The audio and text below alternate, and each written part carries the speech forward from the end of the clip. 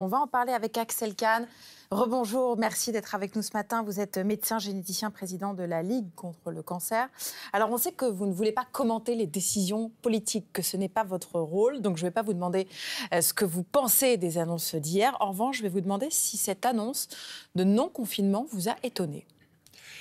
Oui et non. Je voyais bien que le président de la République était terriblement hésitant et d'une certaine manière, je le comprends. Il est vrai qu'il y a une exaspération, une fatigue, il est vrai que la situation économique est difficile, il est vrai que la situation psychologique des étudiants est difficile, il est vrai qu'il y a eu un phénomène de déscolarisation des gamins, surtout après le premier confinement. Tout cela, ce sont des réalités robustes. Cela étant dit, je ne commande pas en effet les décisions politiques, mais comme je suis un médecin et un analyste des affaires scientifiques et médicales, je vais indiquer quelles sont les conséquences sanitaires de cette décision. Il meurt, à l'hôpital et en dehors de l'hôpital, 500 personnes par jour. Ça veut dire qu'une semaine où l'on continue à accepter cette situation, c'est 3500 morts. 3500 morts. En France. Voilà, en France.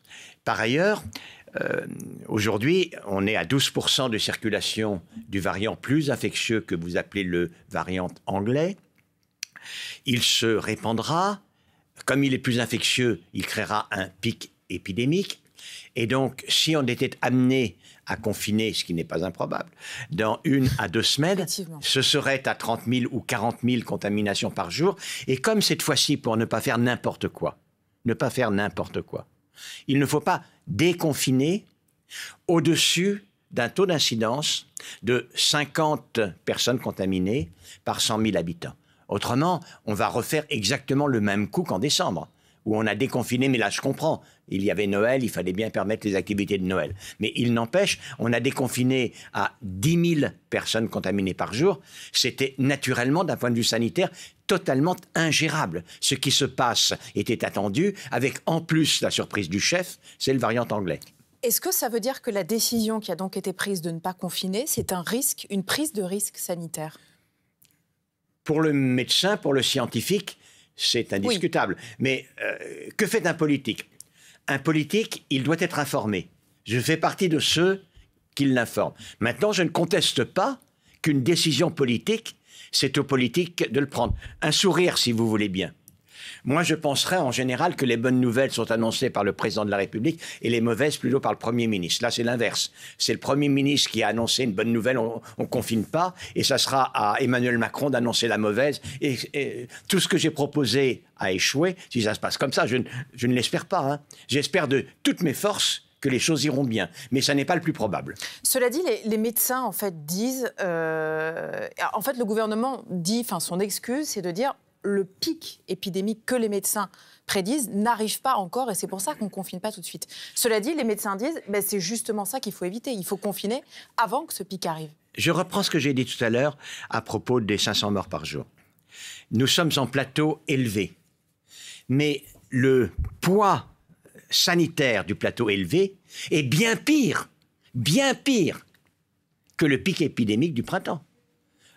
Au printemps, on a eu 32 000 morts. On en est à 40 000 morts. Cette manière de compter et de voir et de présenter est absurde. Ce n'est pas parce que la courbe sanitaire est pointue que, immédiatement, elle est plus grave qu'un plateau extrêmement élevé. On est à un plateau extrêmement élevé et d'un point de vue purement sanitaire, c'est absolument inacceptable de perdurer avec ce plateau. Il faut à un moment donné interrompre. Alors, c'est vrai qu'il n'y a pas encore ce pic pointu. J'ai l'impression, c'est possible, que le gouvernement, le président se dit il y a une telle exaspération des Français que seul le caractère pointu du pic leur permettra d'accepter le confinement. Ça, c'est possible. À propos des Français, quand Jean Castex dit les dérives de quelques-uns ruine pour l'instant les efforts de tous. Est-ce que vous, en tant que médecin, c'est pas aussi ce que vous pensez par rapport aux gens qui continuent à ne pas mettre le masque quand ils ne sont pas vaccinés, à faire des fêtes clandestines illégales, etc. Moi, je ne cherche pas de bouc émissaire, vraiment. C'est-à-dire qu'en réalité, globalement, il vaut mieux mettre le masque, il vaut mieux respecter les gestes barrières. Mais globalement, la circulation du viral est plus ou moins proportionnelle à la circulation des personnes. Voilà. Et quoi que l'on fasse, si on est dans une situation d'importante circulation des personnes, on n'évitera pas qu'il y ait une plus importante circulation du virus. Justement, sur la circulation virale, là, le Premier ministre a annoncé la fermeture des grands centres commerciaux non alimentaires. Est-ce que ça veut dire qu'on se contamine plus dans ces lieux-là que d'autres? Est-ce qu'on a des données sur ces zones où on se contamine plus que d'autres? Je n'ai pas de données exactes, mais ça n'est pas déraisonnable. C'est d'ailleurs dans la droite ligne de ce que je viens de dire auparavant. C'est-à-dire qu'il y a une proportionnalité entre la circulation virale et la circulation des personnes. Il est sûr que dans un centre commercial de 40 000 m², il y a beaucoup de personnes qui circulent. Dans les écoles aussi, et pourtant on ne les ferme pas. Alors, oui, mais on attend les vacances.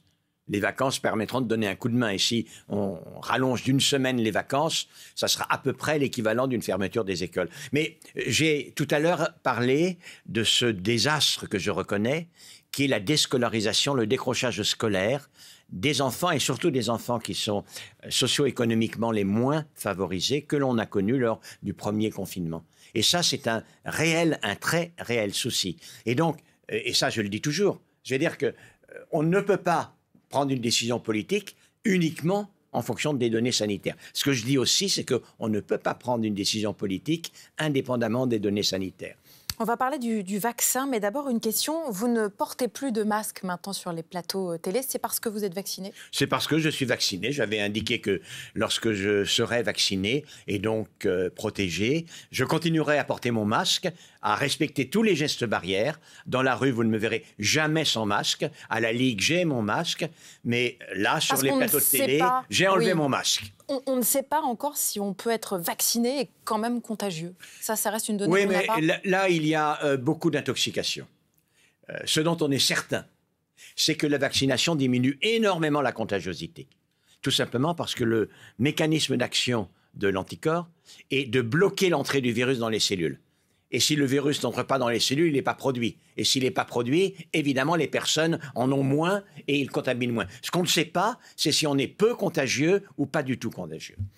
On va continuer à parler du vaccin, Camille, avec la campagne de vaccination qui se poursuit, malgré les aléas logistiques et commerciaux imposés par les laboratoires. Et le gouvernement qui prévoit qu'en février, seulement 1 million de personnes recevront la première injection, alors que plus d'1 400 000 Français en ont bénéficié en janvier, dont vous, donc, Jeanne Benzina, Barbara Six et Mélior Moama. Un centre de vaccination sans file d'attente ni piqûre. Depuis mardi dernier, plus de doses, donc le centre est complètement fermé. Normalement, 60 personnes peuvent être vaccinées chaque jour dans ce centre de vaccination volontaire. Le frigo réceptionnant les vaccins est vide, mais jusqu'à quand? On a appris qu'on ne reprendrait pas avant le 6 février. Donc, mais est-ce que ça va réellement reprendre le 6 février? Là, on ne maîtrise pas. Des retards de livraison qui créent un embouteillage dans la prise de rendez-vous, comme ici à Neuilly-sur-Seine.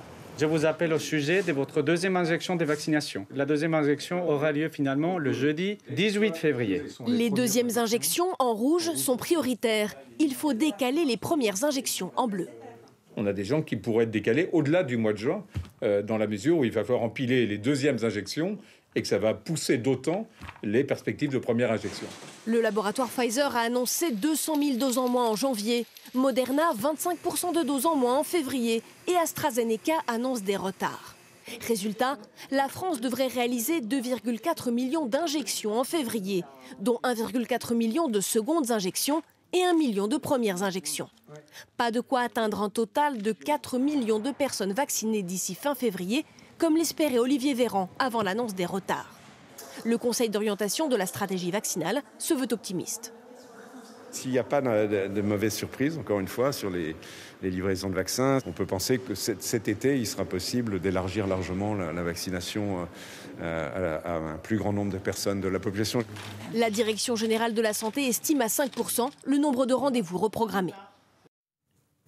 Axel Kahn, hier, vous avez lancé un appel au président de la République pour demander que l'OMS coordonne la fabrication mondiale de vaccins ARN. D'abord, est-ce que vous avez une réponse? Je n'ai pas encore de réponse, mais cet appel est repris par beaucoup de personnes de la société civile et politique. L'Académie des sciences s'est associée à cet appel et lance un appel totalement parallèle. Je pense que l'Académie de médecine a beaucoup de chances de le faire. Ce qu'il faut comprendre, c'est qu'avec la nouvelle vision que nous avons de l'épidémie, on ne peut pas laisser les choses comme elles vont habituellement lorsque les médicaments sont fabriqués par différents laboratoires, parce que dans ces nouveaux vaccins qui apparaissent, il y en a qui sont bien adaptés et d'autres pas bien adaptés. Il se trouve que la stratégie ARN est vraiment un prodige. Elle assure une protection de 92%. Parce qu'elle permet de s'adapter aussi aux variants. Elle permet surtout de s'adapter à mesure aux variants. Et donc, lorsque l'on observe aujourd'hui que des variants plus dangereux, résistants aux anticorps développés contre les anciennes souches, apparaissent un peu partout dans le monde, créant des catastrophes, madame. Voyez bien, des catastrophes. L'humanité aujourd'hui est confrontée à un risque considérable. Eh bien, quand l'humanité est confrontée à un risque considérable, il doit y avoir une mobilisation de l'humanité et, naturellement, il s'agit de spolier personne. Je ne suis pas un révolutionnaire qui veut jeter bas le système de la propriété privée, mais il s'agit d'une certaine manière, de la défense contre un virus de la population mondiale. Comprenez bien cela. Concrètement, qu'est-ce que ça veut dire que l'OMS coordonne? Ça veut dire qu'elle dit oui ou non à certains vaccins, qu'elle les distribue à certains pays? Qu'est-ce que vous entendez par là? Ça veut dire qu'elle impose des licences obligatoires. Mais l'OMS n'a pas ce pouvoir. Non, les États l'ont. Mais si l'ONU demande aux États de le proposer, l'OMS coordonne véritablement ce système. Et puis, il faut regarder en cas d'urgence. Et elle fait en sorte qu'il y ait des centres de fabrication des vaccins ARN, de telle sorte qu'ils soient distribués, non pas simplement en fonction de la richesse des nations, comme cela se passe aujourd'hui. Où la maladie est-elle la plus terrible aujourd'hui? C'est au Brésil, à Manaus, c'est au Cap, c'est en train de devenir en Afrique, c'est en Amérique du Sud. Mais il ne faut pas oublier que l'OMS, son budget dépend aussi des États. De l'argent que donnent les États, et c'est compliqué. C'est la raison pour laquelle j'ai commencé par demander au président Emmanuel Macron de passer par le Conseil de sécurité et par l'ONU. En attendant, l'Europe, elle a davantage déjà ce pouvoir. Est-ce qu'on fait ce qu'il faut au niveau européen? Alors, ce que je dis, j'aurais pu le demander au niveau européen, naturellement. Et si l'Europe le faisait, pour son compte, et elle est en train de pousser dans ce sens-là, ce serait déjà bien. Mais voyez-vous, madame, c'est une pandémie mondiale. Donc, et moi, je ne peux pas accepter que les personnes, parce que leur pays est plus riche, soient mieux protégées que les autres. Honnêtement, je ne pourrais pas me regarder mes enfants, mes petits-enfants. Ne pourraient pas se regarder dans la glace. Essayer de régler les choses au niveau européen, puis redistribuer comme on le fait d'ailleurs avec une aide humanitaire. C'est vrai, mais la demande... Vous le voyez bien ce qui se passe avec la campagne de vaccination aujourd'hui en France, qui connaît une terrible pénurie. La demande européenne est telle que le système de la redistribution fera qu'il y aura des premiers servis. Et les premiers servis seront les mieux servis. Est-ce que vous acceptez cela, vous? En tout cas, on n'est pas les premiers servis. Non. Axel Kahn, dernière question rapidement sur les traitements. On en parle un petit peu moins.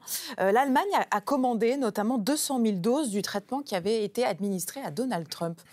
Qu'est-ce que vous en pensez de ces traitements et de celui-là en particulier? Écoutez, les essais semblent montrer une efficacité. Ça n'est pas prodigieux, mais si je ne parle pas des traitements, ça n'est pas du tout parce que je les néglige. En réalité, quand on regarde les autres grandes pandémies virales, la manière dont on est parvenu à les juguler, pensez au sida, c'est évidemment pas par la vaccination, c'est par des médicaments. Pensez à l'hépatite C. Ça n'est pas par la vaccination, c'est par des médicaments. C'est-à-dire que parallèlement à ce que je vous dis, naturellement, la recherche médicamenteuse doit être poussée au maximum. Mais c'est beaucoup plus difficile de trouver un médicament antiviral que de trouver un médicament antibactérien. Il y a peu de temps que les premiers médicaments antiviraux ont été trouvés. Quand j'étais jeune médecin, il n'y avait pas de médicaments contre les virus. Merci beaucoup Axel Kahn d'avoir été avec nous ce matin dans la matinale week-end de France Info. On continue à parler des vaccins et